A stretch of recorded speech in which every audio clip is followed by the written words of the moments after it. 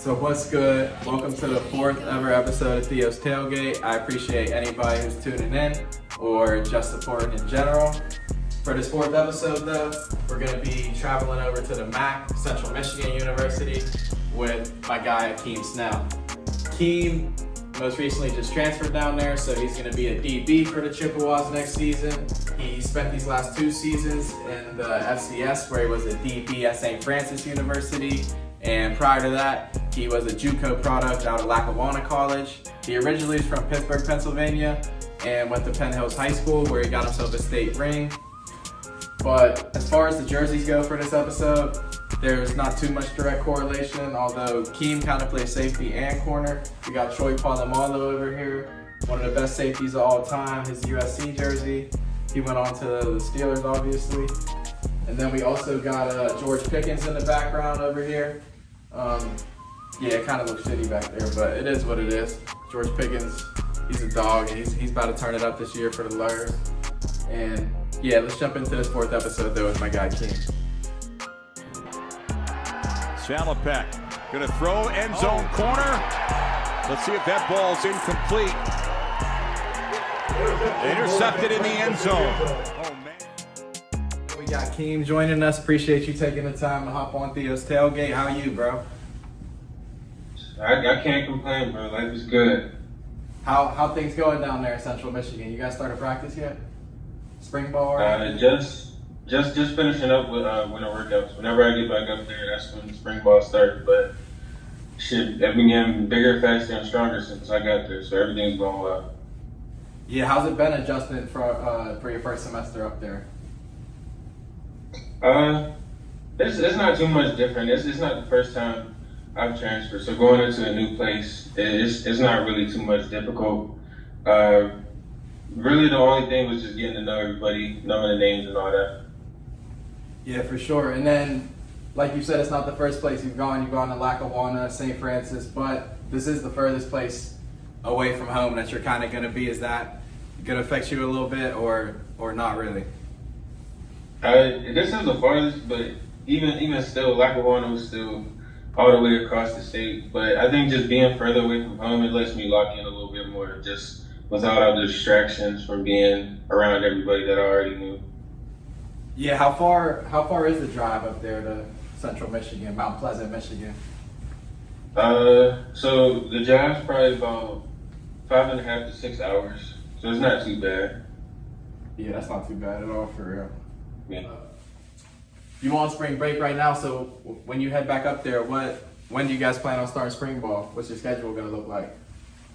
So I think we get another week just to make sure everybody's in shape and prepared mentally and physically wise, just coming back from break. But I think after that week is when we start to get into the spring ball practices. Word. What about kind of day by day? I know you guys just have winter workouts and whatnot right now, but obviously I'm sure you guys have meetings and other things going on. What's your schedule kind of look like day by day with that? So when we were up there, it would be, I think my workout group was at 7 o'clock. So every day I'd wake up probably around like 5:45, try to get to the facility by 6 o'clock. We would go through our workouts. AM? After that, yeah, obviously, dumbass question though. Yeah, this is all in the morning. So we have that morning workout. After that, we probably have a study table from around 8 or 9 until 10. After that, we do classes, handle business in the classroom and everything. And then probably around like 5:30, we usually have like a workout on the field with our DB coach, or we'll go into the meeting rooms and just draw up plays and stuff and decipher the playbook a little bit on the board. Yeah, bro, your schedule gotta be hectic. What about classes? You take academics seriously, or that's just a thing for you? No, that's the main thing. You gotta have your grades right to get on the field. So that's the priority, is to get that degree and handle the work on the football field after that. So we saw you kind of at corner and safety down at the Lac and JUCO, corner and safety at St. Francis. More so corner kind of though. Can we kind of expect to see you at one over the other? this upcoming season?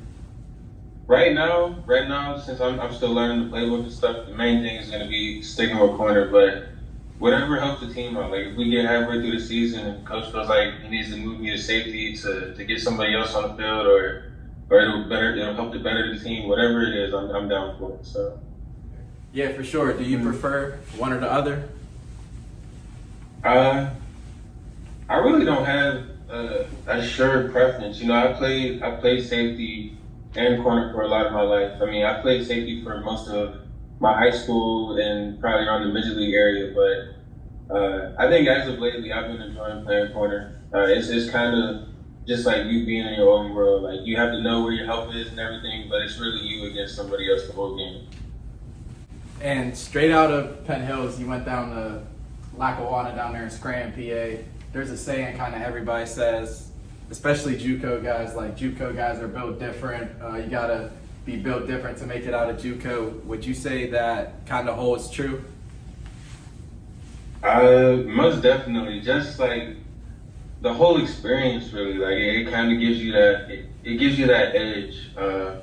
Just not having the resources, like just the people around you too. Like y'all come from similar situations. Maybe some people didn't have the grades. Maybe some people were thirdly too small or something like that. But I just think it definitely gives you a little bit of an edge. I think those JUCO products are definitely built a little bit different. You got any wild JUCO stories? Man, there's so many moments that I really couldn't even pick one, and a lot of them I can't even tell. Nah, I feel that. Yeah. PG-13 type. Yeah. So after the LAC, though, you went to St. Francis straight out of the LAC. So you went straight from JUCO to FCS ball, which FCS ball is real high-level football. What would you say was the hardest part of adjusting to that in terms of, just making that adjustment?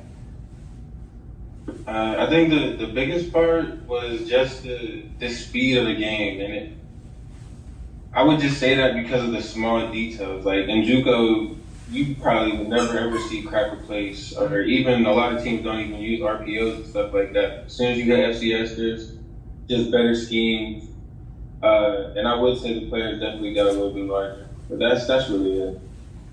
And then St. Francis was obviously high-level football with the FCS, but this year on the schedule, you guys have Florida International, Illinois, San Diego State, some programs like that. Would you say that's a reason why you kind of chose to go down to Central Michigan to try to prove you can line up across from anybody, cover anybody? Yeah, I would say that's a big reason. I really wanted to be able to showcase my skills on a national stage. I just want to be able to play on the biggest stage that I possibly can. That's all. Yeah, I feel that. And CMU had 3 guys selected these past 2 years in the NFL draft, so that's big time, some high-level football. Last year, the only MAC school you guys played was CMU, and you got to pick against them. So definitely going to be tuned into you this year to see what you get into, broski. Most definitely. And then you rocked 13 down at St. Francis. You had 8. You got a number up there yet? You try to rock anything specific? I want to keep the 8 term going. I wore that since high school, and the only reason I didn't wear that Lackawanna was because we didn't have that jersey. But I want to keep wearing 8, and right now I don't really know what the number is going to be, so we just gonna have to sit and wait and see after spring ball or fall camp. Yeah, and the armbands. You rocked the armbands in high school.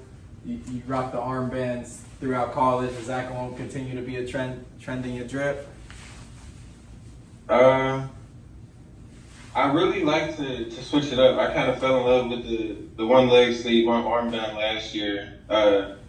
But depending on the weather outside and what's going on, how I'm feeling, I'll probably switch it up a couple times throughout the season. So you even got the Penn Hills shirt on right now, but during your time at Penn Hills here in Pittsburgh, you got a state championship under your belt, so you got the ring. You had some other accomplishments. You guys had a real good team for several years, but there's several other guys playing around on the college football level. You want to shout any of those guys out? So you have Hollis on here already. Shout out to Hollis. He's doing big things like William and Mary, making the transition from quarterback to just being an athlete. Shout out to Day Day. I just seen him run real good and have a great performance in the combine. Shout out to the Tank, Tony Grimes, Dante Cephas. The team was stacked. There's so many names. Corey Thomas. I could keep going for days. So down there in Central Michigan, about 7 hours or so from the crib, you still repping Pittsburgh? You a Steeler fan? Like, what's that look like for you? Definitely a Steelers fan. Whenever I get the chance to rep the city of Pittsburgh, I'm gonna do it. Whether that be telling people about the food, the French fries on the salad, pierogies. I don't really mess with Grenades, but I think that's a staple. But yeah, I don't mess with Grenades either, to, bro. They be throwing the coleslaw on the sandwich. I don't really rock with it all like that either. No, I probably had Grenades and coleslaw one time in my whole life. I don't even mess with coleslaw like that. Yeah. What about hoops though? You follow hoops? Can you hoop or not really? I play basketball like a football player, but like I'm gonna be out there playing defense, hustling, trying to get a little dunk here and there, maybe the occasional three. But I really don't tune into basketball until like the March Madness tournaments and the NBA finals. No, I heard that.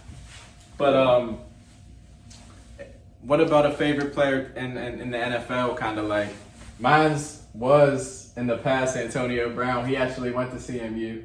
Speaking of that, not so much anymore. But who's that guy for you?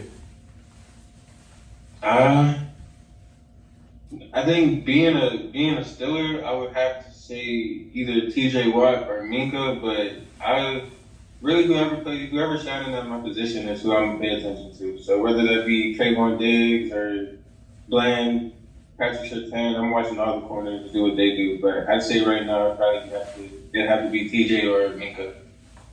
What about an NFL comparison? Who you compare yourself to out there, or try to compare your game after? Who I watch a lot and I like their technique and everything would have to be Patrick Surtain. I think with my size and just my measurements and his, it kind of aligns up to be a little bit similar. But I like the way he plays. Yeah, for sure. And physicality's kind of been a big part of your game, as well as your speed. We originally met from working out down at D Brown. Shout out D Brown. But at those workouts, your legs is husky, bro. No homo. But what would you say is the hardest part, or you pride yourself most on about your game? Whether that's physicality, your speed, just being able to bump and run. What's that look like for you? I would say just being versatile. Like you said before, I started off at safety. Jack of all trades. I recently made that transition into corner. So just being versatile and be able to plug myself in anywhere in the secondary, and just help the team out like that.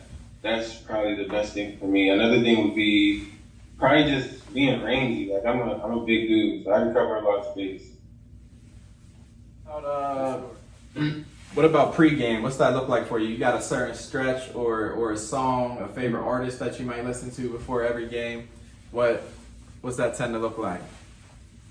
So pregame, I always do the same stretching routine I do before every workout. As far as the music, it really depends. Like it'll change. Like whoever dropped that week or whoever dropped that month, it'll change. But I think last season it was more like Homicide Gang, Lucky, V's, Babyface Ray. That's the type of bag I was going before the game. Yeah, V's is tough. Ray tough. All them guys is tough. But what about cooking though? Can you cook? I could whip up a little bit.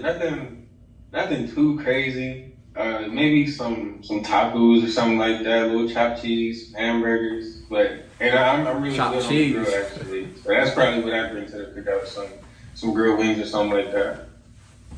I feel that. I was just about to ask you what you was finna bring to the tailgate, but you already answered the question with the grilled wings. Yeah, I mean, that ain't a bad choice for sure. You enjoying your spring break?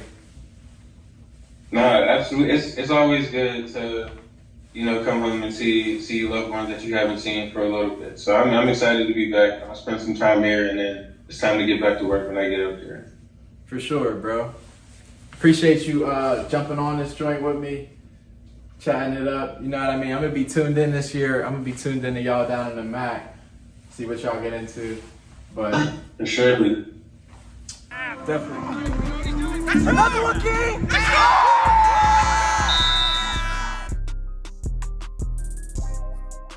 So that's going to be a wrap for episode 4. But let's tune into Keem this year and Central Michigan University and the MACtion this year in general, as most of their games are televised on ESPN, ESPN+, Stream East, as well as other things.